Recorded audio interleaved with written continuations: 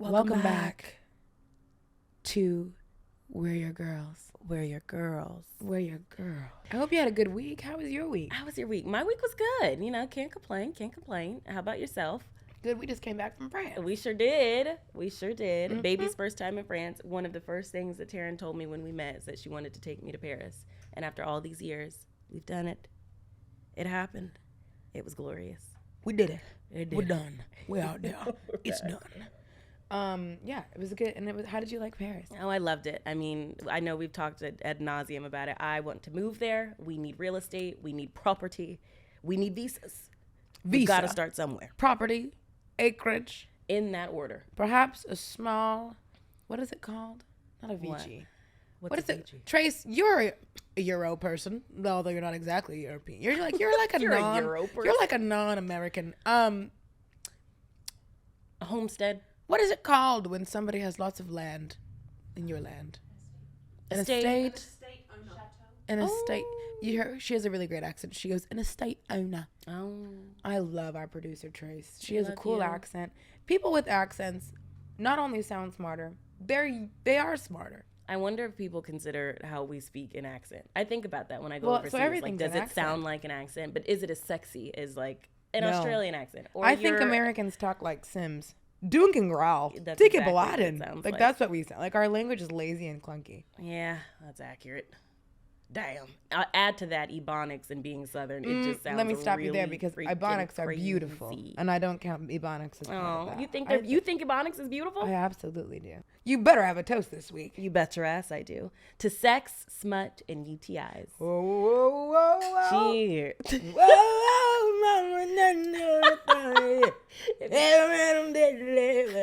Hey. See, we're about to put NPR out of business. Because this week's episode is going to be juicy, no pun intended. This is going to be fun. That was nasty. Coming from... That was nasty. You know, let me stop. No, what was you about to say? Because you was about to say something. I already know what you about to say. All right. We won't even say that. Anyway, welcome back, you guys. I hope last week's episode found you well, found you happy, found you joyful. And I hope you had a good week this week. Yeah. I hope that you're winding down your week. I hope you're having a good time. I hope you got your glass ready. So welcome back to the couch. Yeah. So let's just jump right in. When was your last UTI? More recent than I care to admit, to be honest. Absolutely. When our second time hanging out, Tiffany was like, girl, it hurts when I pee. And I said, you have got a UTI. And I had never had one before. And so she's like, I just need to drink a lot of water and cranberry juice. Cranberry. But I'm a little older than Tiffany. Yeah. A little longer in the tooth. A little long, which means I've had just a couple more UTIs, as one does. Yep. So I knew I had been down this road before. And I said, oh, young sapling. You've got to get to a City MD. So that was our second or third friend date. And I took her to City MD and I sat in the waiting room with you showing you memes. You did. I forced you in there. And I didn't have insurance at the time because we've said this multiple times at this point, but when we met, we both did not have money. So things were tight. And I did not have insurance because I was an unpaid intern. And I had to pay out of pocket and was so stressed about having this damn UTI because I did not want to pay for it. Ended up working out. But yeah, that was our first friend date. The doctor was lovely, and she figured a way around the insurance thing. She was, so I ended up not having to pay, which is really cool. Yeah. And I remember we sat in the lobby, and I told you the story of one of my last worst UTIs. I've had many. You have to tell Which brings me to my point: pee after sex. Do it. You'll still be cute when you get back, girl. Go ahead and get up and go to the bathroom. Take your little pee and come back. If he makes it weird, or if they make it weird, they're not the one. They are not the one. Because the sneak out for me, I'm not even cute when I do it anymore. Oh, I no. throw them sheets back so fast. I'm like, I see you in a second. Well, go. I'm married, and I bounce out of there like we just met. I'll be like, well, that was great. I'm heading out to go pee. I'll be right back. No. I springboard out of there. I do a backflip. But when you think about it, there's no cute way to slink off to go pee after sex. But did I tell you this? I told this or said this to one of my partners. And they had sex positive, right on. Travai diva, pee on diva, pee on Pia. That was ADHD. Pee on Pia. The thoughts were. Where's my camera? Pee on Pia. all I'm gonna say. Every time, imagine my face after you have sex. Every time. Pee on, pee on. Exactly, just like that. Go pee. I said this to the partner, and they did not know that's why women got up to leave. They just thought that it was like a general cleaning of the nether regions kind of thing. And I'm like, Really? no, yes, No. girls are getting up, or women are getting up. Vagina carrying getting individuals up. are getting up to go pee. We're draining the weasel. Ew. I didn't like that at all. We're rinsing the weasel would have been better. We're rinsing the weasel. Go pee. So anyway, you didn't pee, and this is how you got the craziest UTI of your life. Oh. Tell us about it. I was a fool and didn't pee after sex because I was young and proud. Oh. I am now married to this person. Me and my husband have been together for 10 years. Mm-hmm. So It's a long time. when we first met, I don't know why I couldn't get into my head two things. Mm. I continued to get pink eye because I kept putting the same false eyelashes on bathroom counters in public restrooms. And I'd be like, why is my eye always swollen shut? And two, I have chronic UTIs because I am not going pee after sex. Risky business, dangerous work. I'm not draining the wheeze. I have two questions. What, were you taking your eyelashes off before you had sex, and then you'd put them on? No, I just always did my eyelashes in various, like I would glue on, I would like beat my face in any, I've done my makeup in Grand Central Station. I've done my makeup in cabs, cars, bathrooms. So I was just always, I'd be in a hotel bathroom and I'd put my eyelashes put them on the sink. The sink. I didn't even think about the fact how careful you have to be with anything that touches your eyes. That's true. I'm not ashamed to talk about this because frankly, there might be a woman out there listening to this who also didn't know and who right now has poopy eye. Oh. Listen, queen. Diva. Listen, diva. You've got to stop. You have got to wash your eyes and hands. But no judgment from this corner of the couch. This is crazy. Handle your business.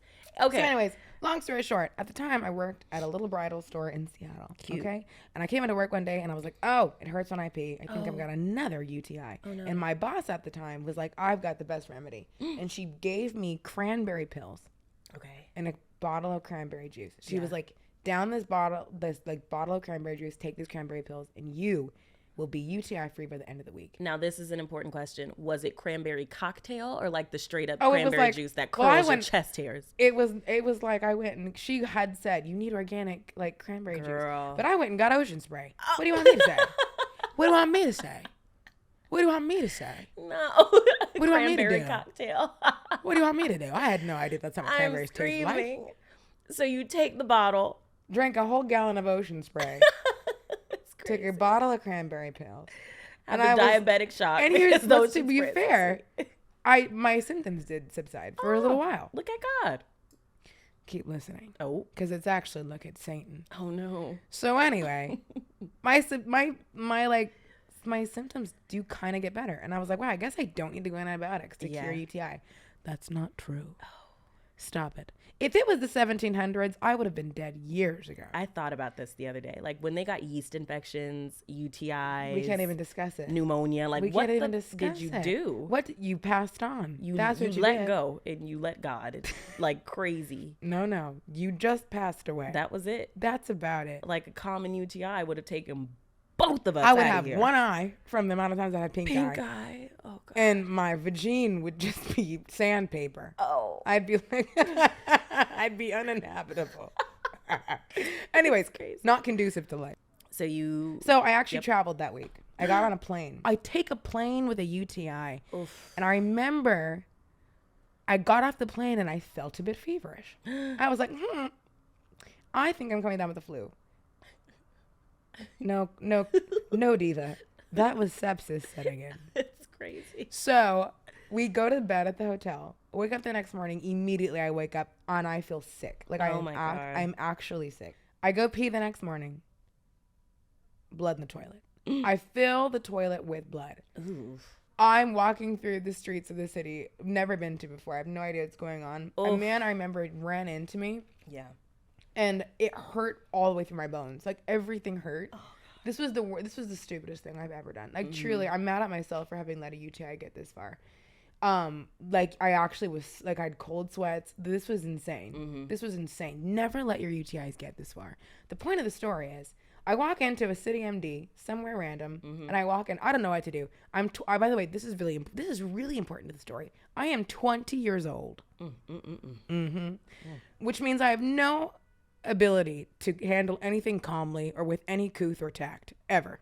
So I walk up to the woman. She's like, "Here's some paperwork," and I was like, "Janice, can I call you Janice? I'm peeing blood." And she goes, "Uh-huh." No, I've never been to New York before. Like I said, here's the paperwork. I said, "Janice, I don't think you understand me. You understand the severity. I am not capable of literacy at this time.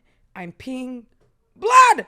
And she was like, "Here's your paperwork." I was like, my God, I'm gonna die in this lobby. I'm sitting there, and a doctor comes out in a white coat. I stand up in the lobby with the paperwork in my hand, and I was like, "Excuse me, doctor, please. I've let a UTI permeate my blood. I need help, please. I'll never do this again. I'll never have sex again." Oh, no. They're like, "Ma'am, please wait your turn. Stay calm. I'm actually having an attack. Like, I'm so scared." Crazy. I go into the back. I sit in her office, and then you get a nurse, and the nurse is like typing away, and she goes, "Okay, and what seems to be your symptoms?" I'm like, "Did you not hear me? I'm pissing blood, lady. Hear me? I'm peeing blood." And they're like, crazy. "Okay, we're gonna have you pee." I remember she handed me the little cup, and she goes, "You're gonna have you pee this cup." And I said, "I want you to know right now, it's gonna be just blood." Oh, it makes my insides cringe. I'm sorry. Just It was really bad, though. I should stop talking about this. The point is the doctor came in. She put the little sample in to see if it's a UTI, and it was like, "Yep, I don't need to test this anymore. You have a UTI, and it's getting very serious. And if I can tell you don't feel well, I'm gonna put you on a really strong antibiotic." And her name was Dr. Butts. I'll never forget that because her name was Dr. Butts, Butts. That's crazy. I knew a Butts, couple Butts. And I'm sitting there in a cold sweat, and I said, "By the way, I gotta thank you so much. I'll never forget your name because it's kind of funny." And she went, "I've gotten that before." And I went, "All right." She's not moved all right. at all. Good to see you. And I said, "Just for the record, to confirm, the cranberry juice thing's a myth." And she literally looked at me in the eyes like, "You are so stupid." And I was like, "What do you want me to say?" That's crazy. So you take the antibiotic. I'm writing a note to Ocean Spray. I'm hollering. And you're cured of the damn UTI. Oh my God, within like literally 18 hours. It's insane how fast that medicine works. Like the balm of Iliad, you take that shit and you immediately start feeling better. I love it. Be after having sex. Just do it. And me and Tiffany love a good smut. We love a romance novel. Love it. And I have never, ever, ever, ever read a romance novel, a single romance novel, and I read a lot of them, in which the heroine is going pee after sex. No. I've got to know. You guys are in medieval Middle Earth. You're fairy people. You're telling me you don't need to pee after sex? I wonder who was like, this is me getting into the weeds, but who discovered the UTI? How did they finally figure out, after all this time of having sex, humans procreating, that you got to go pee? Like, what did it take? Somebody with a small bladder. Maybe. And she was like, "Oh, girls, I'd never have a UTI." But you brought up something valid in all of our years of romance reading, because sex is, I learned about sex through smut novels. Yeah. In all of my years of reading smut books, it never once, not once, can say with my full chest, was it stated that the woman got up and went to the restroom afterwards to take care of her business. Exactly. And so I think that is the way, and I get it. They don't put it in a smut novel because it's not sexy or romantic. But they're always like, "And then I woke the next morning." Like, I would already be halfway into the 1 foot in the grave. I would have crotch rot if I did not go to the bathroom immediately. I need you exactly instead of trench foot. It's oh my God! I need you to know. Like, why didn't you wake me up? It is imperative, and it be happening that fast too. Like, I won't get into the weeds of this, but I'll just say. It's imperative. And so I didn't know that. I didn't have sex for the first time until I was well into my 20s. And so it just was not talked about in my household, for one. Or if it was talked about, I was very much like, "Ew, Mom, I don't want to hear about this." Sure. Like, I got my books to educate me, whatever. So I learned the very, very hard way to take care of thine vagina. Although not everyone gets UTIs. No, we are just the lucky few. Yeah. Yeah. I love that a smut is a way, like, there's so much sexual education, minus the unrealistic aspect of no DTIs. Mm-hmm. And like the number of times women come in these books, like, oh, I know, unheard of. I was actually, funnily enough, I told you I'm rewatching Girlfriends right now, and there was an episode about sex the other day. I don't know what season I'm in, And one of the characters, Tony, she talked about the fact that she went and got a massage, and the massage therapist made her have an orgasm. And she's like, did I cheat on my husband? And everyone's like, maybe. How good was it? So all the girls end up going back to the salon to the massage parlor to have orgasms with this man. But nonetheless, it's known, or it's a well-known fact, that Tony does not have orgasms. And so she's a whole married woman, and it's like, I've come 6 times in my life. And I was like, that's the realest thing that I've ever heard on television with a group of women. Truly. Really? I mean, we don't talk about that. We don't. That some women don't experience. It just doesn't happen. I think the statistic is like 1 in 3 or something like that, right? I didn't know that. It's something incredible. It's like an insane margin that's actually kind of not appalling, but just shocking, especially when you take into consideration like sex book culture and how that really just does. riddled with O's. Yeah. I know. Am I allowed to say the word? I said it. Oh, well. You I can said say come orgasm? and orgasm. Ooh, Crazy. I don't care. Crazy. This is our show. But I said that is wild that they talked about that on network television. That's really, really interesting. And that was important. That was an important conversation that one would have. Anyway. I love a good O. I do too. But smuts are crazy.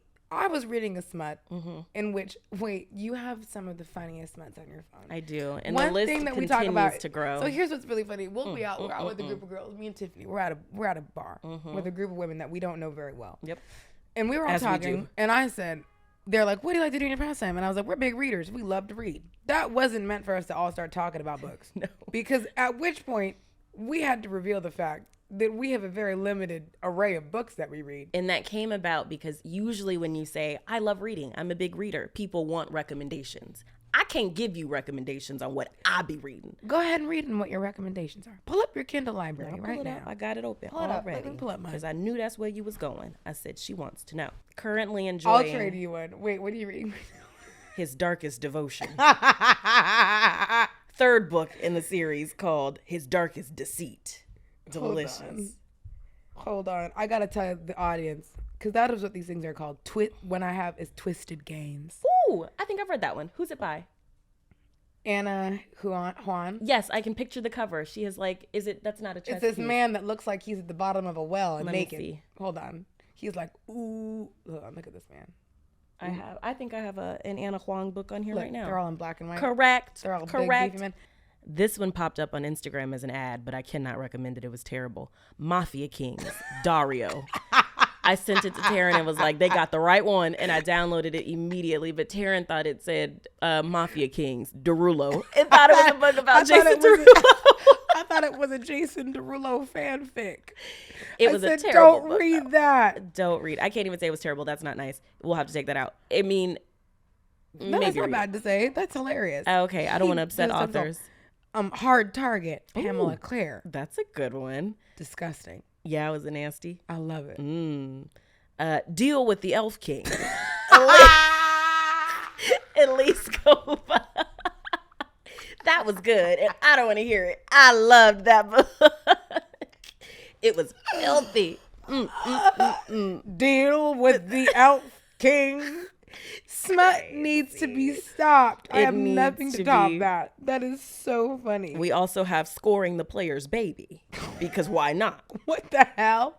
You read the worst. Girl, Wrath of the King by Eris Belmont. I mean, I could go on and on. You.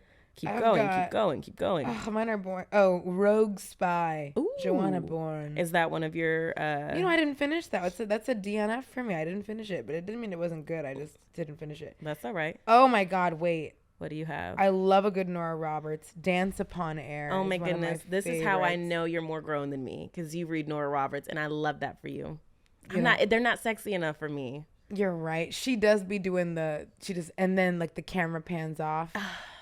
She doesn't get into like dirty. No, I grew up watching my mom read Nora Roberts books, and I thought like that's when I know I'm grown. And then when I finally went to pick up my first one, I was like, not enough fucking. Not enough. Hold on. When I was in school, I actually studied human rights and diplomacy, and one of my professors recommended a book to me. We're having a casual conversation. I should have known that The Naked Diplomat was actually a book about diplomacy. I have never opened a book and been so disappointed in my life. I was like, what the hell? I got 2 chapters in and I was like, nobody's kissing anybody. You jump on the chance to read it. Ridiculous. The Naked Diplomat. And you can see on my Kindle, I'm at 1%. I'm locked forever at 1%. I was like, I thought we were homegirls. I thought, because to my chagrin, I do have to say it, and I've never spoken to this professor again. She recommended to me The Naked Diplomat. I recommended to her friggin' Dangerous Secrets. I'm hollering. I pray she didn't take me up on that recommendation, because she's gonna be chapter 1 in and be like, what the hell? You never hear from her again. She's like, and in this specific book, if I remember correctly, it was one where the main character, the guy, I laughed. Also, you have to read smut ready to laugh at it. Like, it's supposed to be kind of funny. It's hilarious. No, see, I would have to disagree, because I did not go into it thinking that this would be funny. I'm like, this is real life shit. This is how it's both. Ooh, this is hot, and also like, this is stupid. But I don't have the this is stupid. I'm usually like, this is real life. Like, this is how it's supposed to happen. So I'm reading one book, and they're always a detective. He's a cop, right? I'm switching wine for and water. Oftentimes they don't give you a ton of description. Like, they don't tell you what a man is wearing, like, head to toe, especially the men. And we get through a whole scene, a whole day, and she's in witness protection. A detective is protecting her. My favorite storyline. They get back to his house because it's the only place in the city that's safe. Anyway, oh no, we've got to go back to his place. What will we do? What will we do? They get back to his place. She gets in the shower. She's crying. She's like, I've had so much horrible things happen to me today. I'm like, where's the detective? Do we have eyes on the detective? Where's he at? Then he comes in. He's like, I couldn't stop. I couldn't listen to you cry and not come and comfort you. I'm hollering. We're like, uh-oh. Something's about to go down. A UTI is afoot. Oh, no. She's about to be peeing blood. Oh, no. Anyways. So, and I remember I laughed out loud because we're getting ready for, like, this really romantic scene. And he, like, obviously sees her in the shower. It's a whole thing. And then it goes, she looked down to see him remove his leather pants. I'm screaming. And I was like, you're telling me this man, this entire book, has been wearing leather chaps? So he's squeaking through the tap. Skirt, skirt, skirt. You're telling me. He has a bottle of baby powder with him at all times. Got to prevent chafing. That's He's so been crazy. Squeaking around the bathroom. He squeaks up to her. See, when those details are listed, I just skip over them. I'm like, that I don't want to in hear real life. I don't know. Like, I skip over ages.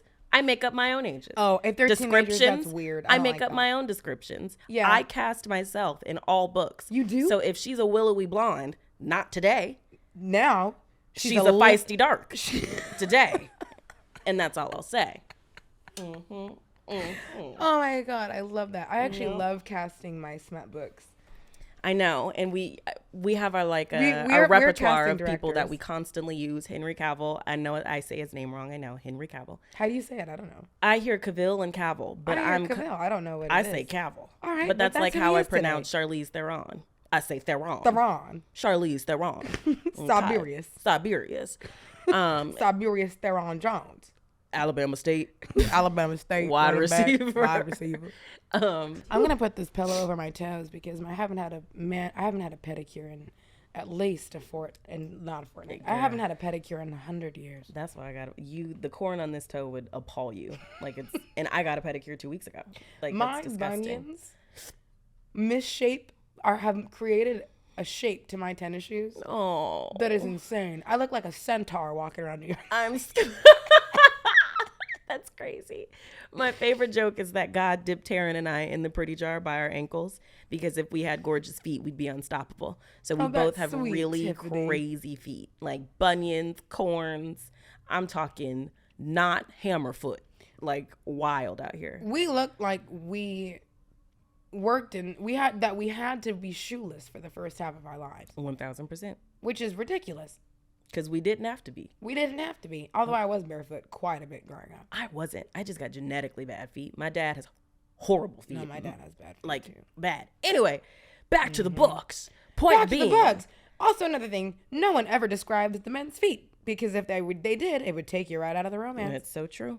But if they did, I would just skip over it. That's a detail I need not know. So you just skip over. Girl, the book gets created. Like, this is why I love reading, and especially why I love romance novels over movies, even though I have my select few favorite movies and ride hard for those. Oh, yeah. I like to create the story in my head. Me too. It's a movie in my mind. I look at the book as a loose footprint of how things could go. My favorite thing is that, so I don't cast myself as the main romantic lead, but if there's a quirky best friend, I'll throw myself in there and be like, okay, I can imagine that. Also, it's less brain power to imagine yourself in a visual role, like with the movie in your mind. I see. I was reading a book recently where she had like this funny brown best friend with curly hair. So I was like, yep, that's me. I fit the role. Because I don't want to be the heroine at all. Oh, I do. I don't want to be the heroine. I wanted to be the best friend that comes in. But like 5 chapters in, it was like, and then Giselle was dead. And I was like, oh, crap. That's me. That's why you cast yourself as the lead, because you never die. Stabbed in the back corner. Like, you're just funny. Giselle, no. And I'm sitting there like, no, Giselle. So what do you do then? Do you body hop to another character? No, like you I'm have just to dead be now. Someone. Oh, I see. And then throughout the book series, when they're like remembering Giselle, it's just me. It's just a photo of me in black and white. Life is a highway. I wanna ride it all night long. Burn, burn. In memory of burn. Giselle. That's crazy. And I'm like, damn it, I should have known the funny black friend was back there. Always gets offed. That's dangerous. You know who it wasn't Giselle? It was Tawny. I don't want to. No, she doesn't die in that series. But I don't want to spoil a book series for anyone. Wow. So I won't spoil a series. But anyways, also side note, audience, and leave us comments. We want to start doing a book club. Like once every 3 episodes, we like review a book with you. Let us know if you'd be interested. Tiffany and I, every few months, do a book together. But as history would tell, Taryn moves on without me. That's not true. But please, enlighten them. When did you not leave me? We read together.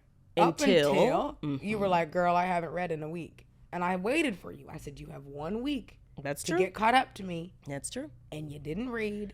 That's so the a lie. Class moved on. That's a lie, because I did catch up, and then you kept going. You're like, I'm sorry, I read through the night, 3 a.m. you're reading. And then you said, I'm sorry, you were on a trip. I thought you would be reading too. And I said, nah, child, but I'll catch up. And then you kept going. You also didn't like the book, though, so you stopped I was reading. forcing myself. This is the key for book club, though. We got to like the book we all read together, because book club ain't no fun if you don't like We book. read From Blood and Ash. Loved it. I loved it. Book 1, I was okay with. I'm just such a snob sometimes. You're not a snob just because With certain books, yeah. Like romantasy, I can say with my full chest that I'm a snob now. Because it's been like a decade in this genre. I'm like, if it ain't good, I can't. Something can pull me out of a book really quick. Like, where I'm like, what the hell? I can't be in it 6 books. You know, if it ain't cutting it the first 1 or 2, I gotta go. I got to get out of here. So Blood and Ash was a rough one for me. So don't recommend that one. That's fair. Are you gonna finish it? You're gonna finish it. I already finished. I'm like up to the second to last book. One thing I don't like is when there's a book series and it's like, oh, but you've got to read the prequel that they released on book 6 first. Don't try to make me read all the books out of order. What is this, Lord of the Rings? Star Wars? Don't make me read this backwards. Get right to the pants being off. So you're not gonna go back and read the prequel. That's a lot. I don't want That's to. a lot to I'm commit like over to. it by that point. That's a lot to commit to. Like, just give me a straight storyline that I can enjoy. Give me some, explosions, battle, swords, a duel at dawn. Yeah.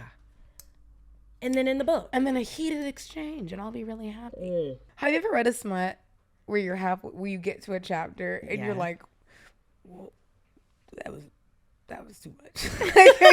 You feel sullied after. You're like that. You like close the book and you're like, I didn't like that. I didn't like that at all. That was crazy. What can I these say? Are insane. From how you describe the ending of whatever the last book is of a Blood and Ash, that to me sounded like sullied. I'm just like, oh, that's how that went. Like that's how I would feel in. I will say, like, I like to me, like in a smut. The love scenes have to advance the plot line of the 2 main characters. So, like, you have to, like, I love a slow burn. Oh, my God. Queen of the slow burn. I love a slow burn. Obsessed. I love that stuff. And sometimes when you get into a series that has 5, 6, and 7 books, they're just trying to, like, keep up the fire. They have a sex quota. Yeah. And I think that by book 6 or 7, sometimes, not always, you read it and you're like, you were just trying. They're like, and then we flew through the skies and his wings were spread as he penetrated. Like, really, my girl? And you're like, you guys are having sex in the sky? Well, you know that's how Deal with the Elf King went. They was having sex in the sky, and I was for it. Okay. Oh! My eyes were closed, so I didn't see that. I didn't know what happened. How did you even discover smut? Like, what was your first smut book? I wish that I could remember the title. But I discovered it because my mom used to drop me off every week to the library. I was a voracious reader as a middle schooler. Like 11, 12, 13 is when I really started to tap into books. So she would drop me off at the library every week, and I would check out 7 books because that was the maximum. And I come out with my books, and eventually she stopped like checking the books that I was reading. So I started to get a little saucy and was like, you know what?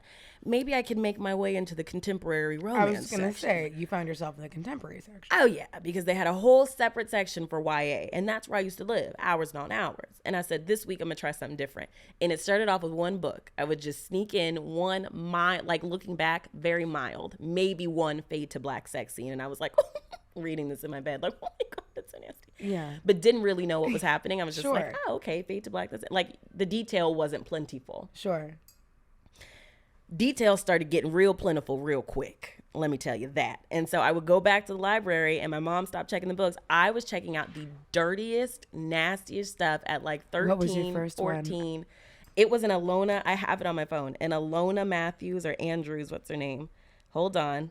White Hot by Alona Andrews. I knew the name because I will never forget this story. And I said, oh yeah, I'm in it to win it. I also read a lot of people, book readers will know this, Cheryl Kenyon. I'm pretty sure that's how you say her name, or Cheryl Kenyon or something like that. The dirtiest stuff that even as an adult today, I'm like, what? That's how I learned about like fingering, blowjobs. Like I didn't know what any of this was. I was like 13, the gas. I was like 13 under my covers. Bro, like, what? So then I just became not addicted to it, but I was like, I have to know more. And I didn't have anybody to talk about this stuff with. No one else was reading in my friend group. I brought it up to like 1 or 2 of my little girlfriends. No. And it was like, what is, and I'm like, you know what? Oh, you guys aren't reading about he put his finger on a bundle of nerves?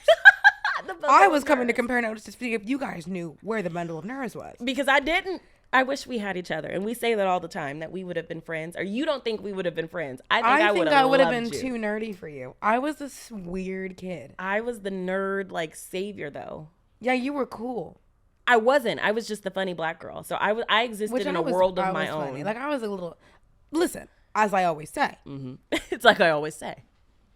I was a little clown, and sometimes you got to clown around. I've been clowning around since day one. I didn't have anybody to compare notes with.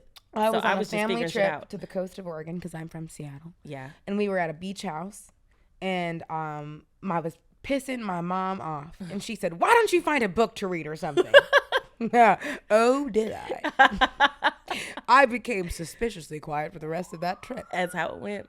That's how it went. Everyone was like, you were such a good kid as a middle school. No. The book I found in the bathroom was called The Duke and I, which would now fondly be referred to as the Bridgerton series. They would go on to make a show about it. I read that for the first time at 12 years old.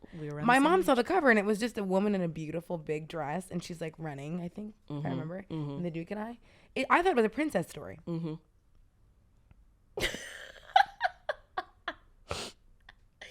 Not so fast. This is what dreams are made of, if you will. Screaming. Anyways, I remember getting to the first scene and being like, what? I had an attack. I was turning the book to the side. Like, what did you say? That went where? Yeah. But it was a fantastical experience. I would never pick up the Chronicles of Narnia again. Hey, man, I quickly aged out of anything that I should have been reading at that age. I was done. No. And then my mom ended up just finding out what I was reading. My mom, though, was cool. Wendell's a real one. Mm-hmm. And I don't know if there's any... I'm sure there are moms listening to this podcast, and I'm sure you'll have different opinions on this, and that's okay. Mm-hmm. I had a very sex-positive mom. And when she did eventually discover that I was reading smut at around 13, I think my mom just decided, well, it was natural that she would be curious about sex eventually. Mm-hmm. And reading it in a book is like the least scary place that my child can learn about sex, right? Yeah. So I think my mom just decided that a smut was like the safest place that I could learn about sex. We won't and shouldn't have any listeners that are children. Don't listen to if you're on episode 2 and you're under 18, get out. Log off. You got to get off your Zoom. Don't do it.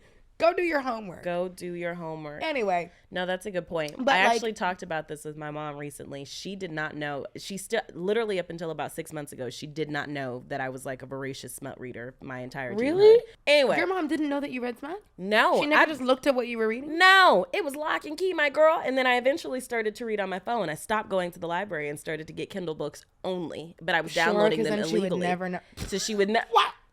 Pirating books. What can I say? You were pirating books? Oh my God. I read thousands of books before the 10th grade illegally. Hadn't paid for a You single can pirate one. a book? Girl, we'll talk after this. Because I didn't start paying for books until very recently. That's crazy. I knew people were pirating music. Oh but my that's insane. God. I was So pirating I became music a little smut dealer at my school. That's so So funny. I would get the books. And then all my girlfriends, I would eventually be like, you should read this. But you had the physical copy. Oh, do I have a book for you, That's Paige? so funny. So Alex Baird, my childhood best friend, love her. To this day, she still has the Duke and I. Oh, I gave it to her cute. quietly. And I'd be like, and there is, anyways.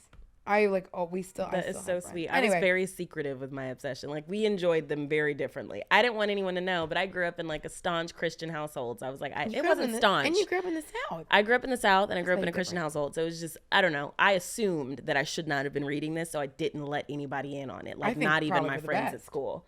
So yeah, I just enjoyed No, I would them. want I don't think I'd want my daughter reading. Frankly, I don't think I'd want my daughter reading smut at 12 and 13. That's a lot. We are unique cases because it did not make us into absolute nymphos or something. I don't know. I don't really know what the danger is. I just think that it was a little early. However, if I will say, I do think a romance novel is a safe place for sexual education. I think so too. Like, So- if my 12-year-old daughter came to me and said she wanted to read The Duke and I think I would let her, honestly.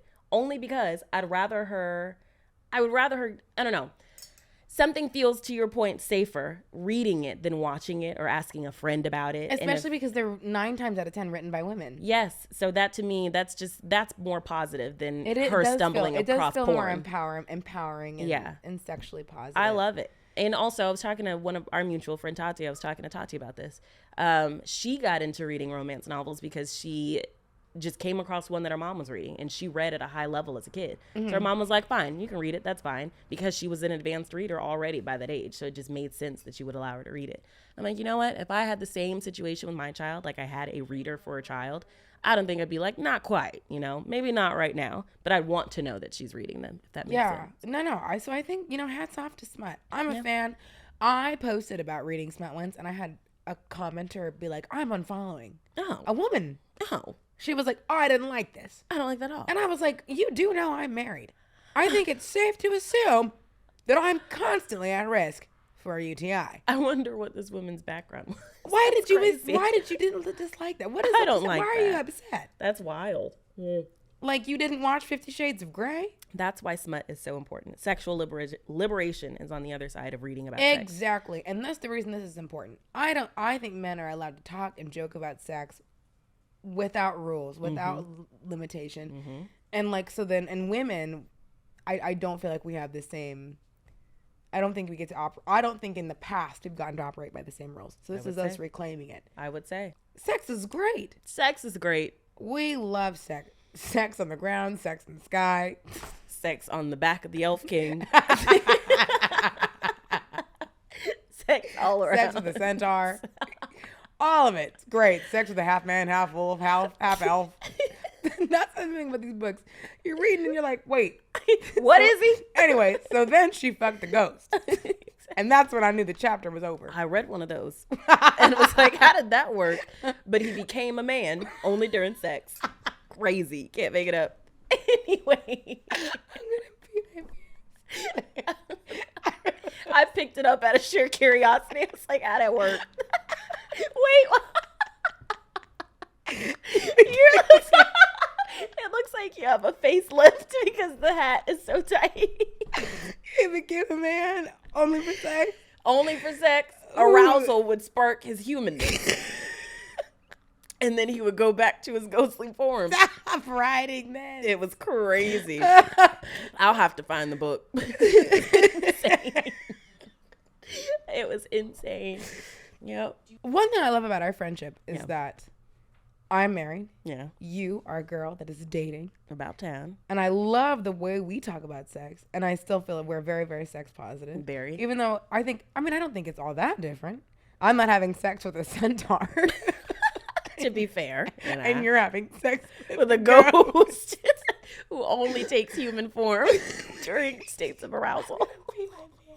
I'll find you the book, bitch. It's crazy. Insane. Keep going. So we're positive around here. Yeah, no matter who you're having sex with in what forms. I wish you could see what you look like. Your hat is so tight, it looks like you've gotten a facelift. So when you laugh, your face isn't moving. Okay. I've had sex with the centaur, with the ghost, with the demon, the elf with the king. elf king in the sky, on the ground, in the basement. It's crazy. In the woods, which is how I got a UTI. It's messy business out there. Don't do that. Anyway. But I do feel like our relationship is very sex positive. Even though I've been told before, married, I've been told, I don't know if this is true. Yeah, what is your take about being married, sex, all of it? I've been told and I've heard this said, be it in books, TV, from one-on-one with other people. Married women hang out with married women, women hang out with single women. Yep. This is like a stereotype that has been perpetuated by shows that I've watched, by people that I've met, right? I'm not saying that it's not true. I can see why that would happen. And I wonder why, because frankly, when we talk about married women hang out with married women, single women hang out with single women, are what we really are saying is women with similar sex lives can only relate to other women with similar sex lives. That's what I think is really interesting, because there is almost no difference between you and I, the things that we value and who we are. The biggest difference I would say is like I'm married and you're dating. Monogamy. Yeah, basically. monogamy. Yeah, that's the difference. And so, but I don't feel that that's true at all for us. In fact, I'm one of the only people out of my close friends that are currently married. And I've never felt isolated or like I'm living differently than my friends. Really, I'm not. And I remember right before I got married, I did get a little scared. Am I going to become like the married friend that's not part of the tea anymore? Yeah. Because this has been, I've been conditioned to believe that I was going to be kind of cast out from the fun girls group once I got married. And it made me realize how like sort of damaging that narrative is. Yeah, especially for someone like you who values female relationships so much. Like how terrifying it must have been to simultaneously be going into this really exciting and new chapter of your life, but also being like, shit, I may lose all my friends because of it. But how weird. I don't know why I thought that. And I don't know why I was afraid of that. I have to believe it was sort of just conditioned to believe that. I would say. I was conditioned to believe that. But I think that... Because even when you think about like the jokes that married women you see make on television, like, oh, she's a little loose, we don't let her around our husbands, only because she's single. And it's like, I guess you're right. Why is that? That's kind of weird, but we still talk about sex. I suppose that it is slightly... No. I mean... Nah, we be talking about sex. We talk about sex still, and it's not weird. I would say I don't think anything has changed, honestly. The only thing that has changed is the frequency in which I now have sex. And now it's just it is different how we relate to it, because you're having sex with one person, whereas I'm having sex with multiple people. Yeah. So it's like, so you're out with the elf king, with the ghost, with the demon. Exactly. Everybody. And I'm with the same old leather pants. With this bottle of baby powder. Anyways, I'm back. But we leather pants again. And it was great. It was wonderful. But that's the only difference. Like I would honestly say full chest that nothing has changed. It's like I got one dance move that works every time, and I pull it out on the dance floor. You whip it out, and you're still working on choreography. She's still figuring it out. She's getting. You're doing different choreography. You know. I'm like, anyway, yeah, we got the hustle down. Do the hustle. All right, I'm gonna go pee. I can't. But yeah, I think that's very important to note, especially as women and friends and relationships evolve and grow and all of that. Things don't have to change when your friends get married. I think it is a conscious decision on everyone's part to not let things change. I agree. And like there's a choice that you make. Like you don't stop inviting me to things or telling me things. Even though I know you're going to say no, I still invite you. I say yes. You do. What do I say no to? The leather and lace sex party? You did say no to I that? did have to say no to the sex I said, party. damn, don't send me in this one alone. I did have to go alone. I left early. Point being, we never stop inviting each other. You're very right. And I don't want to make it seem like I'm like, even though you say no, because that's not what I meant. It's more so even though we know, because we're quick to say Sure. We're not quick to say no to things, but we do like being in our house. We do like being in the house. But we also like to receive the invite. You mean that orgy on 6th Street I couldn't go to last week? I was sad to miss it. For all intents and purposes, that was a joke. For legal reasons and for her mother, Lenita, watching, Please, that was Mom. a joke. Not real. I'm not doing orgies. But yeah, it's a conscious decision on everyone's part for that to not change. Yeah, I think that's really, really interesting though. About like, and I have the same fear about when I have kids. Mm-hmm. That's my new fear of like, will we still get to talk about, like, can we still talk about, like, will we still have time to do this? Yeah. Sit on the couch and talk about sex and talk about life and talk about all these things. Yeah. That's a fear of mine. But I want to believe that it's similar. I was afraid that when I got married, this would change, and it didn't. And I want to believe, I know things will be different one day when that happens, but we made a whole pregnancy pact, so we'll have to just have kids at the same time. I mean, for the sake of convenience, I'm like, if Taryn gets pregnant, I've got to follow suit. What am I supposed to do? Just not hang out with my best friend? What are we supposed to do? You know? Go through different life cycles differently? Secret life of an American teenager. I mean, what do you want me to say? What do you want me to do? It is what it is. I'm just holding out for the day. So anyways, we want to hear from you. We want to hear from you. What do you think about What do you think about all this? Deal with the elf king. Ghostly apparitional sex. No, what do you think about this? Do you feel that the conversations between like sex when you're married and sex when you're dating are all that different? What do you think? Do you find that if you're married or if you're single? So if you're single and your friend got married, or you're married and you're married and your friends are single, do you feel less free to talk about these things together? I would hope not, because I think it's really important to share when you're in a friend group. When we're your girls, we're your girls all the way. So you've got to share. Yeah, and if you are in the position where your friend... No, I'm sorry, let me retract really quick. Go ahead. You don't have to share, but you have to feel like you're safe enough that if there's something you need to unburden yourself with or talk about compare notes with, that you can. Yeah. That's what I wanted to say. That's valid. Go ahead, I thought you were going to say. And I was to add on to that, if you are in the position where your best friend has gotten married or is having children, what does it look like for you to consciously put in the effort to continue to have those safe conversations? Is that hard for you? If it is hard, how do you get past it?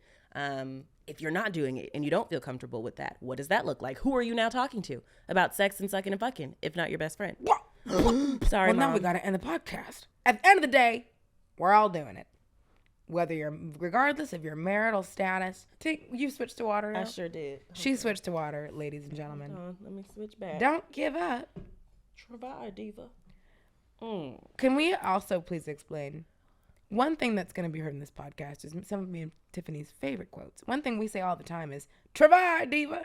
We were recently in Paris, and I taught Tiffany. I speak French, and how to say work in French is travailler, or travail. Je travaille, which is work. And so Tiffany once asked me, like, how do you say, like, okay, work, like in our slang, work, girl. And I was like, oh, it's travail. So now we say travail, diva, Travail, diva, which translates to work, diva. And we have a whole repertoire of American slang sayings that women typically use that we now have translated into French that we will throw on you as the days go on. So just buckle up and try to keep up. Travail, diva. Travail, diva. Oh. I just poured a glass of wine onto my face.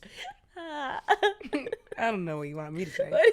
In the safety of my own home, you're going to make me feel weird about spilling wine? It just missed your whole lid. Well, thanks for being part of this week's episode. Talking about sex, baby. And next week, we talk all things moolah and money. Bring your checkbooks, girls. It's about to get spicy. Well, I'm out of wine, but thank you for joining us for this week on the couch. See you next week. And remember, we're your girls. Travail, diva. Travail, diva.